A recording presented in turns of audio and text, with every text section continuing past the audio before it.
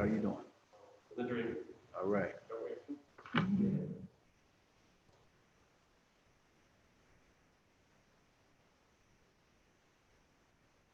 All right, well, you guys are officially live. Great.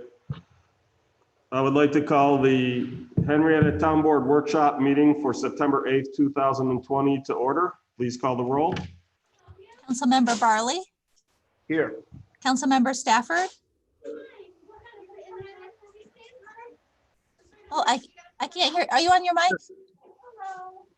Here. Oh, sorry. Okay, thank you. Councilmember Safranek, Here. Councilmember Bolsner, Here.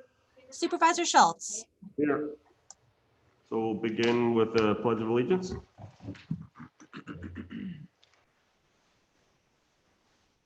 I pledge allegiance to the flag of the United States of America and to the republic for which it stands, one nation, under God, indivisible, with liberty and justice for all.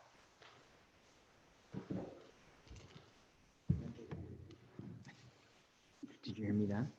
So we have two special permits, Riverton Parcel E and the new Burger King location over by Wendy's.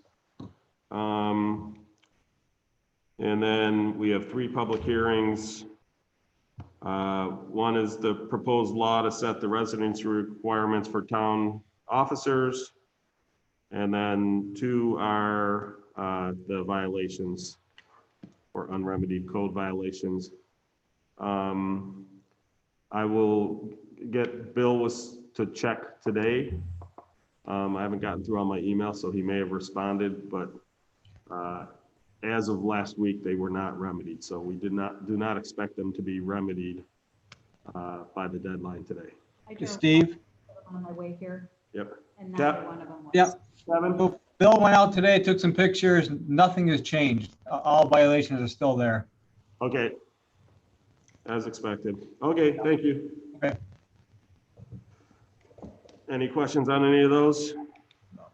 Okay, first one up is consider adopting a local law to set residency requirements for town of Henrietta officers.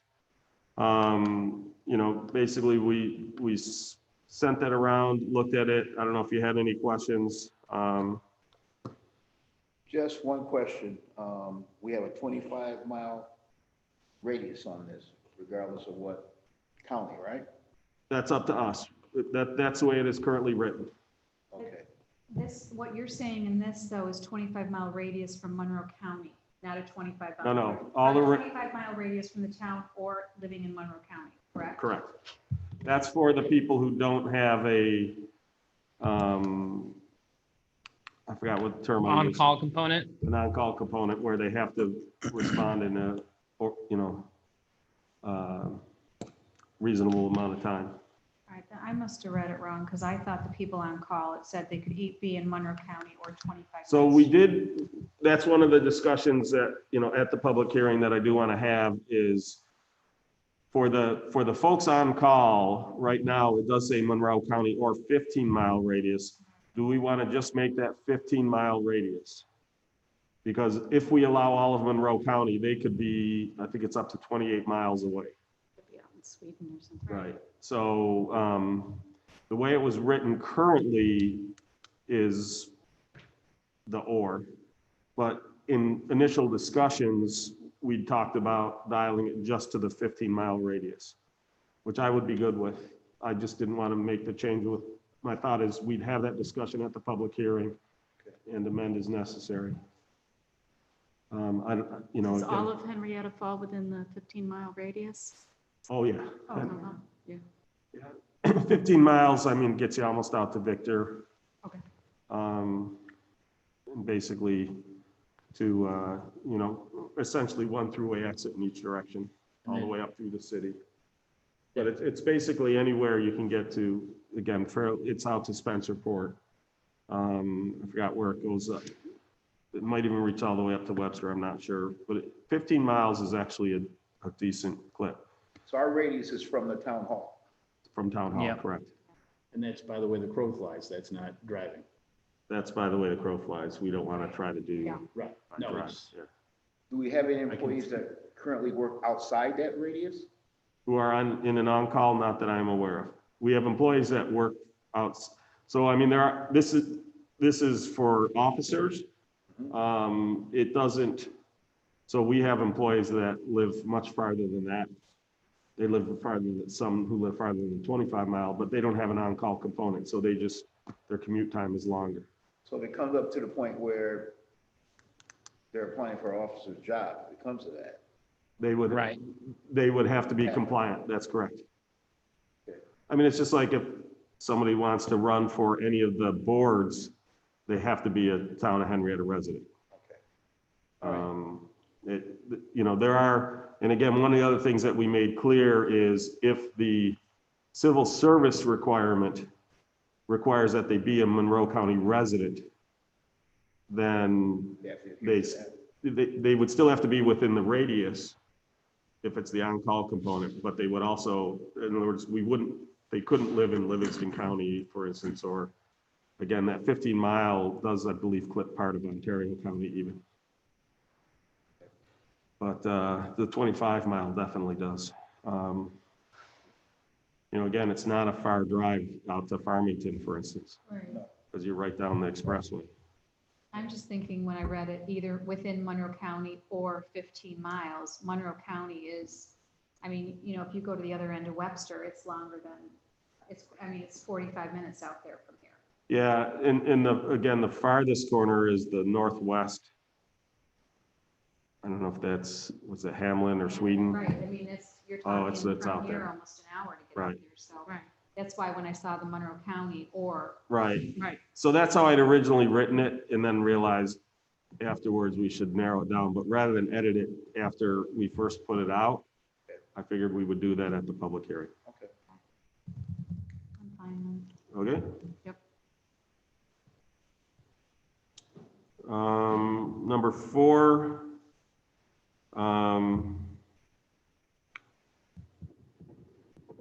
Kevin, did you want to talk about this one, 1140 Martin Road, notice of violation? I thought this is just calling for Hearing. hearing for the 23rd, correct? Yeah. If Okay. people are out of town, are we giving any consideration to pandemic and 2 weeks and all that? Did you hear Rob's question? Let me turn, sorry. Sorry, I wasn't talking to the mic, Kevin. One of the concerns was we have a pandemic. They're in Virginia, I believe. They'd have to quarantine for 2 weeks. And all those things being considered, are we considering those things, this public hearing? I think I read that they couldn't even adhere to the 17th date. I'm sorry, Kevin, I didn't realize this was the tree one. That's all right. Yeah, They're coming in on the 23rd, and then depending on how that goes, the clock starts. We put a stop, I guess Becky put a shot clock on it, and it stops until, if they need to take it down, then they have 41 days from the 23rd of September. so yes, to answer your question, Rob, that's why they appealed. Correct. That's why we're hearing the appeal.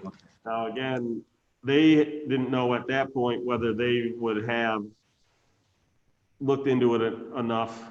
They were trying to ask us to give them more time to enter their appeal. We said, well, just enter your appeal. You've got until the public hearing to get all your ducks in a row as to whether you're going to appeal it. Okay. My understanding, I don't know if you've heard anything further, Kevin, is that they aren't appealing it. They just needed time to get back to town to work on it. I would have to check with Bill on that. He's been heading this. That's what the email said that we got today, was that they weren't, she said in the email she wasn't appealing it, she just needed to get here. Right. Okay. Does anybody, the one letter, it wasn't clear if the tree was even on their property. I mean, has anybody checked to make sure? I did read it. They want to verify it. That's what she's doing. That's why. That's why she wanted to be back in town to verify that it's on her property. So what's From going our initial look at it, we're not land surveyors, but from our initial look at it, it was on her property. And the tree, I mean, that seems like a fairly wooded area over there. It's presenting a danger to another household? Right, that was, it was just if it had. It was unclear to me. Well, the neighbor that's complaining is because they have a playhouse. I believe their fence is there. And, they have their lawn, in the picture I'm looking at now, lawn, furniture out there. So whether they feel endangered in that aspect, it's definitely not a danger to the structure, the house itself. It would have to do cartwheels to hit any dwelling if it fell. I thought when we passed that law, it was in danger of a structure, of somebody living in a structure. So some of this gets into the definition of structure, and again, that is subject to appeal. If she does not want to remove it, that's something that she could appeal on that basis. Understood. It's one of those, it gets into a tough balance, Mike, in terms of you've got kids out there playing, Right. and the tree is definitely dead and in danger of falling. And so, again, it gets into, you run the balance of if you don't ask for it and God forbid something happens, right? Again, we don't. Don? Don, we don't have any audio anymore. You got it now? Check. Check. Yeah, it's plugged in. Yeah, you're good. Did you fix it? I'm sorry. I took my headphones out to run in there, but it sounds like you guys got it. Okay. So, anyway, I don't know where it cut off, but basically, we have this balance of, the issue with kids playing there. You wouldn't want the tree to fall on kids, right? And so from my understanding, the homeowner isn't arguing about that the tree is dead, dying, or about to fall, and that it's potentially going to fall on the neighbor's property. If they wanted to push back on it, they could. And the code that we adopted recently says that one of these trees, we call it an endangering tree, is one that poses a danger to persons or property. Okay. Right. That was their, Right. It also goes on to say the tree poses a significant threat to public safety or otherwise constitutes a public nuisance. So, but that's more of a tree at the street line. Is that why that was put in? right, I thought that, yeah, that was more if it was on your, over the sidewalk or something. Right. Right. The ones over the public right of way, actually, that was already in there.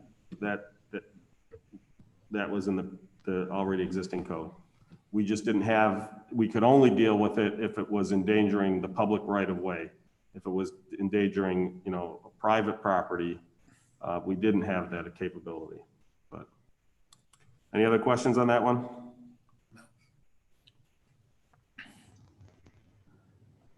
So as you saw with Forest View subdivision, there's, we're not going to talk about this a whole lot now. On Wednesday, if necessary, we'll have a attorney-client privilege after following or during our executive session. But there was a lawsuit filed regarding the Forest View subdivision and as to whether the correct numbers were used to determine the unit count and also the applicability of New York State Town Law, Section 278. One of the things, we're going to have to make a decision as to what we're going to do with regards to this lawsuit. It's actually against the planning board. So ultimately it's the planning board to decide Although obviously as stewards of the town's money, we play a big part in that decision. My personal stance on this is that we should defend our position as to where we believe or why we believe that the interpretation was correct. As far as though fighting the legal fight in court, that we would essentially we would allow the developers' lawyers to take the lead on that. So they're suing the planning board and the developer? Yes. Yes. Okay. And so, they're essentially trying to block the development, saying that it was done improperly. Again, I still don't think that that is the case. When I look at the numbers, the one main point of law they're arguing was a case. They're bringing up a precedent case. I think it was in Penfield. Penfield? Yep. And Penfield's law regarding town law section 278 is very different than Henrietta's. And so when you read all through our code and all through our case history, when we talk about buildable acreage, it's the total acreage minus any current standing water, any land greater than 15%, and any land that's like protected wetlands or floodplains, stuff like that. So we don't look at the after numbers in ours, whereas in Penfield, their procedure specifically calls for that. So, so again, I think he's applying another town's code to us. We said that at the hearing itself, but he still decided to challenge that. I don't, again, want to go into too much more because obviously it's going to be active lawsuit, but Yeah. I don't see this as being a large expense because again, I don't see us litigating it. We will provide support. We'll provide our documentation as to how we got there, all the stuff necessary so that the two legal teams, the plaintiff and the defendant, can fight it out. But that's kind of where I stand. But again, ultimately the decision lies with the planning board as to how they want to fight it. If we're named, do we have to do something, right? We don't have to. We could default. I think that would be a horrible precedent to set because then every time anybody objects to anything, up would come a lawsuit in the hopes that we would default. Again, I think we did the calculations right, so I think we should defend those numbers. With that said, in terms of the fight to keep the development in place, to me, that's more the developer's fight than our fight. So that's just kind of where I stand on it. Okay. Any other questions? No.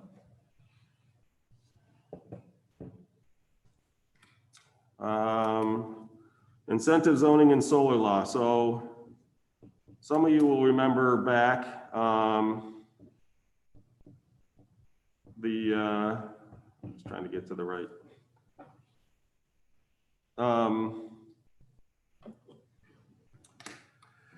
When we did the comprehensive land use plan update, there were two other things we were looking at to do at that time. One was incentive zoning and one was solar regulations. Right. We ran out of time because we wanted to get this stuff done before the multifamily construction ban lifted. And so whereas the plan talks about them, it left the details for future. COVID kind of derailed it a bit, although, we had started, it's been moving, just not at the rate it otherwise would have been moving. But we've got some initial framework. If you remember, we had hired Walt Kalina at EDR. Well, specifically we hired EDR. Walt Kalina is the consultant doing the work. And we've been putting together a bunch of potential incentive zoning. The solar was largely done. We've kind of discussed that when we were doing the Charlie Remote. We'd actually were further along on that back when we were doing the GEIS than we were with the incentive zoning. But it's to the point where I would like to start to have some meetings, sort of like we were having with the comprehensive land use plan. Okay. Get everybody up to speed on what we're looking at, get your input to refine those. And then the goal would be sometime this fall to be out with the GEIS, the draft GEIS, so we can hold the public hearings. So it's a supplemental GEIS, so it will essentially add to the one we already did. It's not starting from scratch, but it will still follow that same procedure. You do the draft GEIS, we hold some public hearings, we get a bunch of feedback from the residents. We then respond to all those to create the final GEIS. And then we have a vote up or down on the seeker for the GEIS. If accepted, we then can, we would basically have the public hearing and the passing of the local laws. So at the same time, you know, that I don't know that we've largely been focusing on what will be in the local laws. I don't think we've actually started to, have we done much drafting of the local laws themselves? I think in the terms of solar, I think we've got a pretty good, I think we're pretty close on solar. That's what I thought. Yeah. Incentive zoning also has a lot of work done on it. So. But have the laws themselves been written for incentive zoning? Yeah, Okay. I mean, they're not completed, but I think Right. substantial I couldn't remember portion. when we were discussing which of it was the laws and which of it was essentially the concepts that appear inside the Yeah. GEIS. Yeah, I think what we've been doing is just refining those concepts into laws. And I think they're pretty Gotcha. close to laws. Okay. And then I think EDR is still working on the GIS itself. Right. But yeah, I think we're pretty far. Solar, we're very far along. Incentive zoning, we're pretty far along as well. Right. Solar, like I said, we did a lot of that. This group did a lot of that when we were going over the remote. Because they were our test case. And they agreed to abide by whatever laws we put in place. Have they started that project yet for Charlie? I have not heard one way or the other. I don't think so, because last I knew they were trying to get the pilot nailed down. Okay. Yeah, and Steve, I can answer that. This is Chris Martin, Director of Engineering and Planning. No, they have not started the project yet. They just submitted revised plans, which we're pretty close to signing off on, but we're not quite there yet. All right, thanks, Chris. Yeah, so, you know, one of the things that we've been doing on here too in the GEIS, we wanted to have the intent behind the incentive. You know, one of the things that this group has talked about in the past is we didn't want incentives that then become, you know, entitlement, so to speak, that I'm entitled to that incentive. And so we talked about what the purpose behind those incentives were. And that's both in the GEIS, and then there's a smaller portion of it right in the purpose and intent section of the code itself. So that the idea is we wanted to document all the stuff that, again, this board's been talking about, others have talked about, so that we, going down the road in the future, when someone, you know, one of the things we're also creating is essentially the list of, here are the factors you should consider when you're considering whether to provide this incentive. What should you be looking for from a community benefit, and what should we provide as an incentive? So we're trying to do as much of that as possible so as to avoid some of the confusion that sometimes comes around with some of these statutes where you don't know what the original legislative intent was. You only have the words to go by, and it doesn't help you as well when you're trying to make those decisions. In addition to the new ones that we've talked about, which were like the drag along infrastructure, the reuse of existing buildings, sidewalks and other public infrastructure, we decided, based off of what happened with the some of the potential confusion around the forest view stuff that we were gonna clean up. Bring that, it's kind of in its standalone section. We wanna put all the incentive zoning together, since that's effectively incentive zoning, in this case for open space.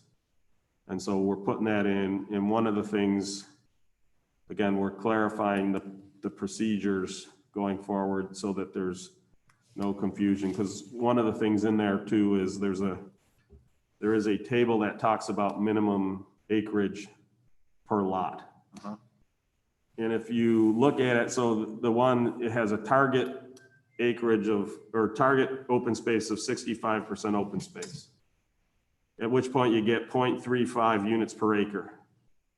So if you basically start with 100 acres, that means I can have 35 units, right? There's a minimum lot size of 0.92 acres. When I multiply that out, I'm basically left for only 1.8 acres or something like that for right-of-way. Or else I'm above the 65, or I'm below the 65% open space. So the really, if you know anything about rights of way, you can't get away with it in the 2% range. It's more like in the 10% range. So there really is no way with those minimum lot sizes to ever achieve the 65% open space that they want. At the other end, there's one that you give bonus for 35% open space. Well, if you look at almost any conventional open space, it achieves that. So why are we giving an incentive? So one of the things I'm proposing as we fix this, I'm putting together a table that plays with more realistic numbers with the idea that you end up with about, like I said, 10 to 15% range for right-of-way, Okay. but that we eliminate that 35% category, because it makes no sense to be giving incentive for something that you can achieve without incentive. This gets back to that whole entitlement thing, right? If the goal is to preserve the open space and to preserve the rural sight lines in the rural residential district, it makes no sense to be giving additional units for something that can be achieved without it. So the 35% open space thing, the bar is too low. The bar is too low, absolutely. You can achieve that. Like I said, there's really no reason, in my opinion, to give bonus for that, because it's a piece of cake to achieve that. In fact, I can't think of the last conventional development that didn't come in with 35% open space. So, Well, it makes sense to fix all of that and make it clear. so that's what we're looking to do. I don't know, when we want to have those meetings. At the other one, when we were doing the comprehensive land use plan, we were doing them on Wednesdays that weren't town board meetings. I don't think we need to be quite as often as those ones, because there were so many things that we had to cover in that last one. Right. I think that if we have just a couple of them, that I think we can get through everything. It's, like I said, the solar we've pretty much buttoned up already. It's just one last go through to make sure we didn't miss anything. But the incentives, there will be some discussions as to, in this, we've kind of left, for lack of a better way to put it, the numbers, right? How it talks about that you can give extra units if they bring infrastructure, so the one I use as an example is on the corner of Middle Road and Lehigh Station Road. The Freemasons in New York are talking about building a senior complex there. The number of units, it's a low number of units in the senior or in the rural residential for a good reason.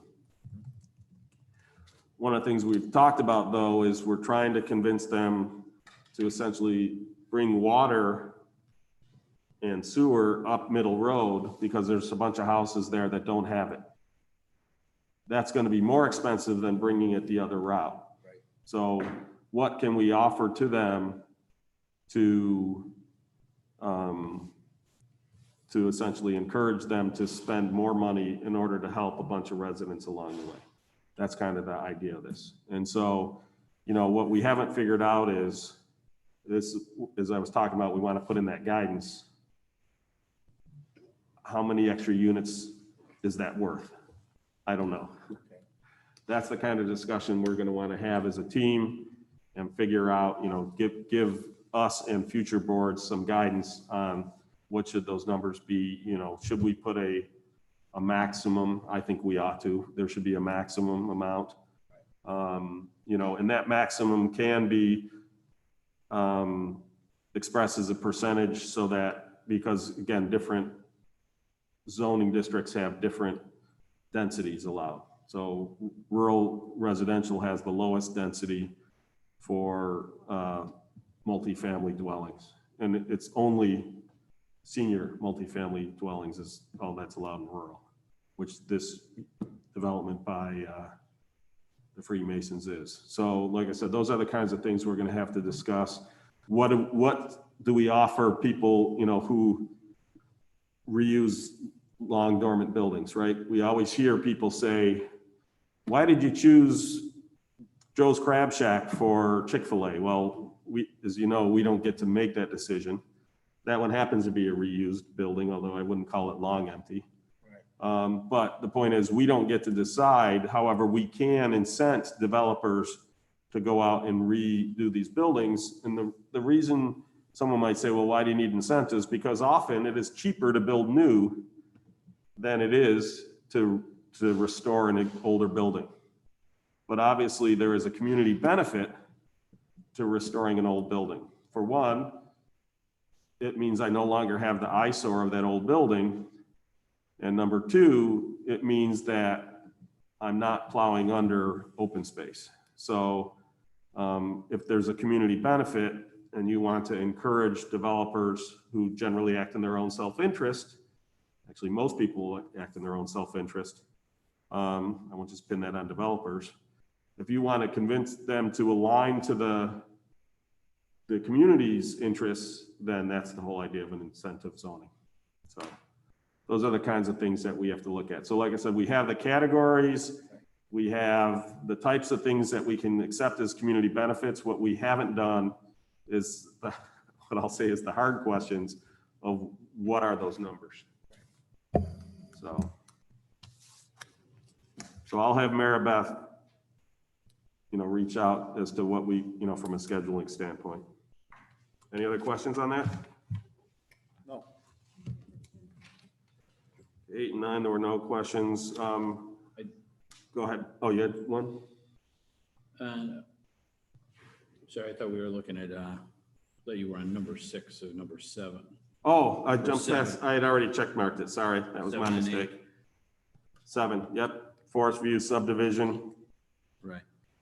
I just want to know on this, who hired was it BME who did this? Who hired them to come up with this estimate? Did we hire them or did the contractor hire them? Chris? The developer, excuse me. Yeah, Councilman Stafford, I can answer that. So basically, the way these letter of credits are generated is usually it's the design engineer for the project, in this case BME, goes through the quantities and assigns the unit prices, and then the engineering department goes through and reviews all that work. And there's a few back and forth, so there's checks and balances on both sides. So we do a thorough review, and once we're ready with that number, because it's a dedicated utility, it has to come before the town board to get approved. And I will tell you, I rarely see one of those go by that doesn't have some red marks from Chris. So he does review them, and he does, where he thinks they're low, he does increase them. Yeah, actually, Roland Osterwinter from my department does it, and he does a very, very thorough job on these. And we compare these with other subdivisions too. So it's not like, you know, we take their numbers for granted. We compare them with other numbers as well from other contractors. So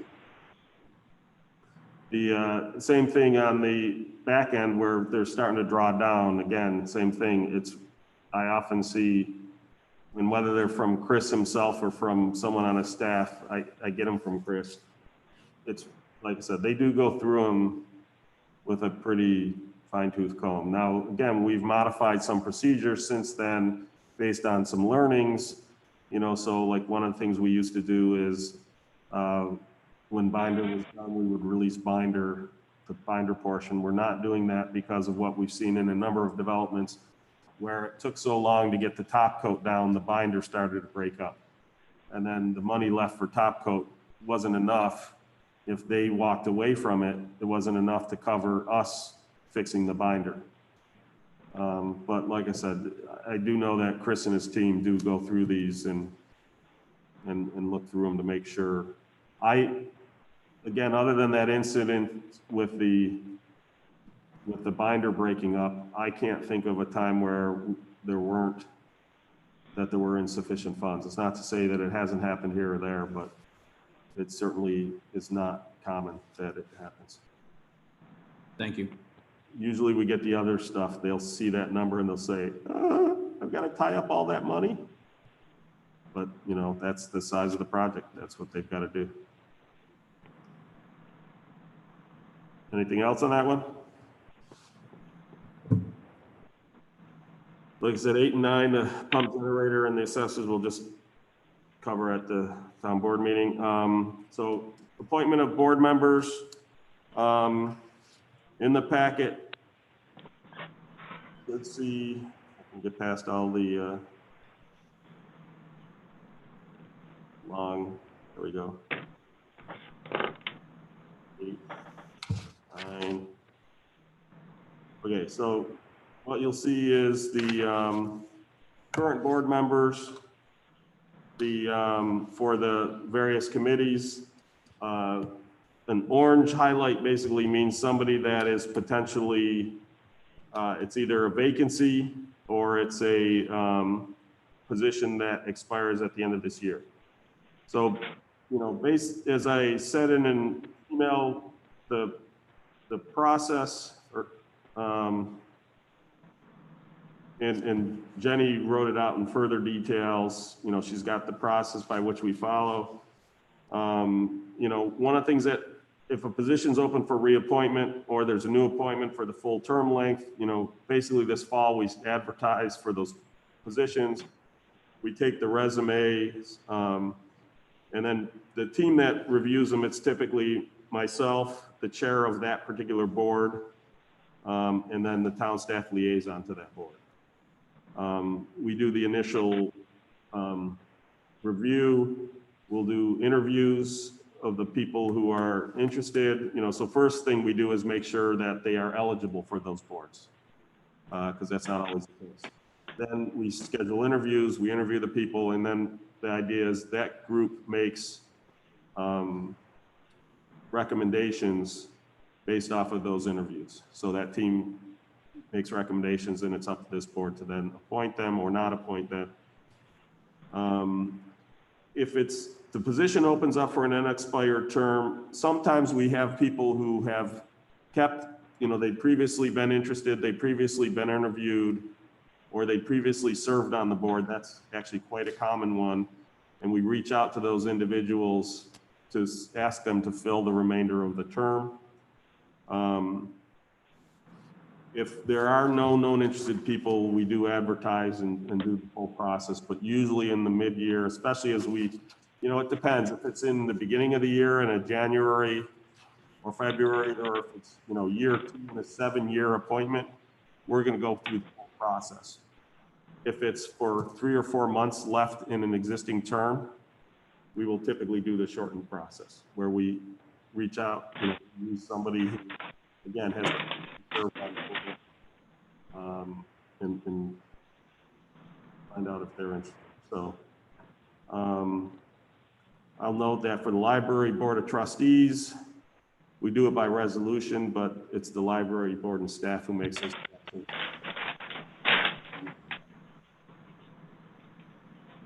So, and then in terms of the chairs, the town board appoints the chairs. Typically, I bring to you recommendations, and then it's the town board that makes that decision. but the vice chair is actually appointed by the chair of the board. And that's specific to the town law with regards to that.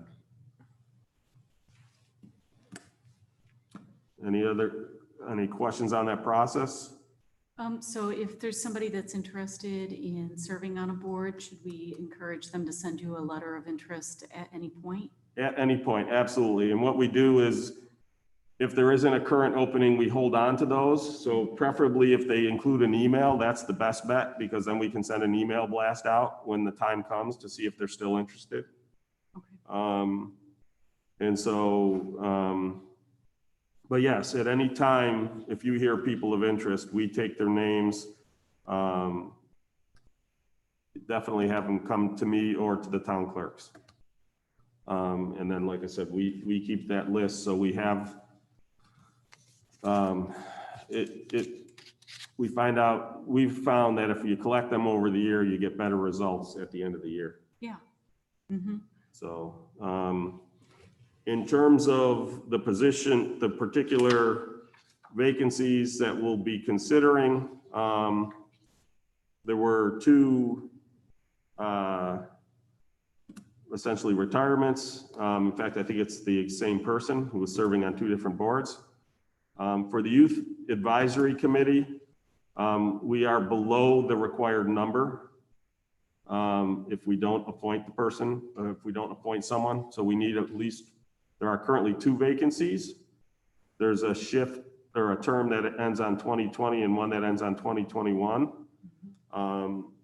So we have our choices to, when we're considering the applicant in number 11, we have our choices to which of those terms to put them. And then so for instance, we could have them finish the current term and then they would be back in the pool for consideration in November, December timeframe. One of the things that we are talking about wanting to do for the youth board, as you'll notice, it's only a 2-year term and it says 15 members. I believe that's supposed to be 14 members. Becky, could you confirm that? Yes, 14 according to the bylaws. So it's 14 members, 8 of which must be adults. And then the remaining 6 positions can either be adult or student. Traditionally, we've kept about 5 students. Students are voting members. So, one of the things we've talked about is, rather than, as you see, there's a huge amount of 2020 turnover. Our thought is we go to either a 3 or 4-year term. We'd have to pass a resolution to change that. I don't know if that's local law or just resolution. Do you know, Don? I'm not sure offhand because this is a very unique committee. Right. Yeah. How many? It's basically, it's interrelated to the county and some New York State funding that's tied. So we have to follow the rules that they set in order to be eligible for those fundings. How many adult members were supposed to be on it? 10 or 8? 8 or 10? 8. Okay, well then How many youth are on? we there already right have now? 8. We have 8 current ones on there, so we don't have any vacancies if that's the case. Are these all adults or any of these youth? Do you know that answer? All of the members on the list are adult members. I heard that we were down 1. 7, 8, those are Yeah, all- I count 8 too. I'm I just, got 8. That's 8. right. Those 2 should be students. No, there's Or 5 one students. There's 5. You said 6 student spots, right? No, there's 6 additional spots which can be student or adult. There's a requirement that there be 8 adults Oh, okay. by the bylaws. I see. The other spots can be student or adult. We've traditionally had about 5 students. Now, one of the things that you you don't see the students named here. We're going to start putting them in. We're going to start administering the oath of office to them, put them on the name, have the, you know, the expiration. We're going to get more formal with that because it's kind of been, you know, a little more lax than I believe it should be. So So are these, 1, 2, 3, 4, are these 5 student spots? Are they occupied by students then? there are currently students in them, although some are graduating and leaving the area. So I will get you details as to what ones we're going to have to fill this fall. One of the things that we may want to consider is that I don't know what, again, we've got to dig into the rules on this because there's other stuff governing it. But my thought is student spots should probably be tied to the academic year instead of the calendar year. Because when they graduate, they're going to want to leave. Right, July 1st of every Yeah. year. Right, or I'd even consider, no, you're right, July 1st, end of June, yeah. So July basically, 1st. July would be when the new one would take over. Yeah. Because I think that, you know, again, so the idea is, when we do the 2-year term works well for students. We get them as juniors. Sometimes we get some as sophomores. I don't know if we've gotten many freshmen, but we do get, you know, so you can have them for a few years. I think for the adults, I'd like to see it a longer term just because you have too much turnover each year. Want some consistency. Right. So with it being only 8, do we even have an open spot for an adult? Because we There are have- 2 open spots currently. Well, by the numbers of what we're seeing here, it doesn't jive with, okay, so you're saying there's 14 members, not 15. And we're seeing 1, 2, 3, 4, 5, 6, 7, 8, 9, 10, 11, Right. 12, 13 people already occupied. So there's only 1 vacancy? There is 1 current adult vacancy and the other one, well, I guess any of the vacancies can be either. Yeah. By the bylaws, Yeah, this says Peter Burke moved out of town, leaving a vacancy. right?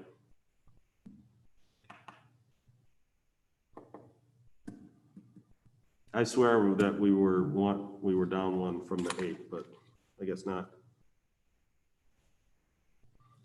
Pam, are you on by any chance? I know Anita does this more than, Can you hear me? yep, Okay. All right. I mean, I know Don's been heavily involved in this and it changes around. We can work together to confirm what that number is. Is that what you're looking for? Just that adult number? yeah, and whether you, like at the last meeting, whether you do have, in fact, 8 people on the board currently. Yeah, I think these people are all active board members. Okay. Okay, so I apologize for some reason. I guess I can't count. We'll No, look into, I double probably check saw that. that Black's name and assumed he wasn't the attorney. I was thinking 10 spots if it was. 10. No, again, so at some point, they have been doing 10 adults and 5 students. Although as we read further into the bylaws, it was that 8 are required to be adults, 14 members, I think it's 14 members in total, and again, students are voting members. There was even question as to whether students are voting members.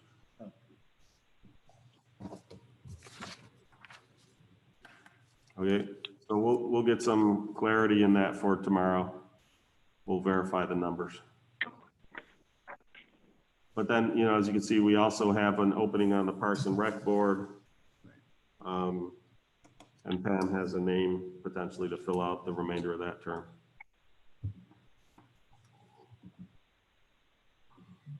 So one of the, I don't know if it's one of the first, yeah, so as you see, one of the first things we do is ask for people whose term is expiring, whether they wish to remain on the board or not. Some people wish to be reappointed, some do not. Okay, any other questions on that? Just a notation about, will it be better to stagger the expirations for the boards? I don't know. So we did that So I mean, obviously, some boards are always staggered, so like the planning board, it's one person per year. The zoning board, it's one or two people per year. It's a 5-year term with 7 members. We did that with the conservation board, because it used to be 2-year, and what you'd have basically 1 year, you'd have 4 people, including the chairman, up for renewal. That makes no sense to potentially have the entire, a majority be new board. So we switched that to a 3-year term. So it's 2, 2, and 3. For this one, we hadn't touched it yet. Parks and Rec Board, again, another big board. That one's a 3-year term. So it's 4 people each year. We can leave that one as is, or we could go to a 4-year term. So it's 3 people each year.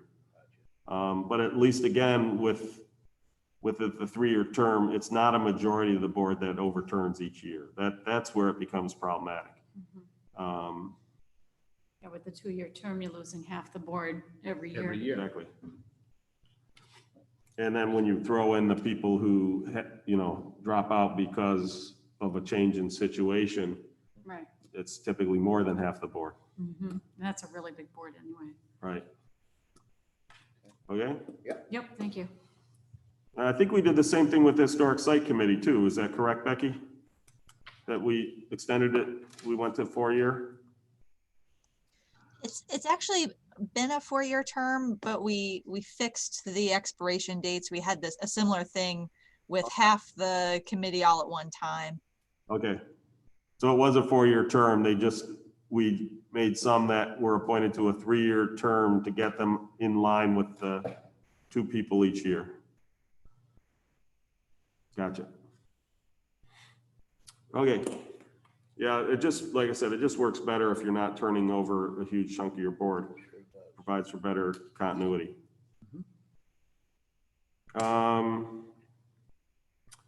Anybody have anything else they wish to discuss? Got a couple personnel items, bills payable, and then obviously we're going to have to do the minutes. But anything before we do the approval of the minutes? Can I get a motion to approve the minutes? So moved.